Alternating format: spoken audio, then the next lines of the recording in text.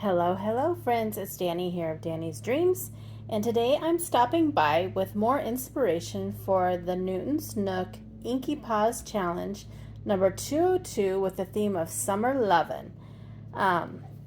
This week I used this super adorable Kitten Beach stamp set and the coordinating dies.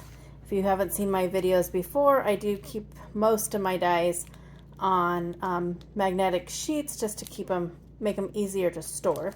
So I used this little guy here, You Are Clawsome, and the dies that matched. I also used this super fun summertime 6x6 paper pad. It has some super fun patterns in it, and they're bright and cheerful. I really liked that. I used the Frameworks die set. Yes, that's what it's called. This is my first time using it, and it's super fun. I'm thinking this will become a new favorite. I used the Frames and Flags. Yes, Frames and Flags die. I just used it, I used it for this piece here and this flag, I think it was. This is an essential die in my mind because you can do so many things with it, very versatile. And then I used the Circle Frames dies. And I see I put it backwards, but that's okay. It's a great set of stitched and scalloped circles. And so for my card for Summer Lovin', here we go with that cute little kitten. You Are Clawsome. You see those fun, bright patterns from that patterned paper. And that little claw just makes me so happy. A claw, little crab. Oh my word, words are hard. I am so sorry.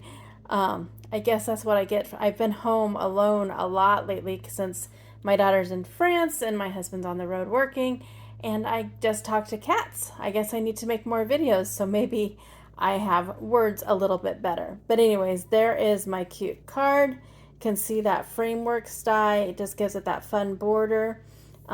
There's from the Flags and Frames set, these two things, and there's from the Circle Frames, and then that's the Kitten Beach, the stamp and die set.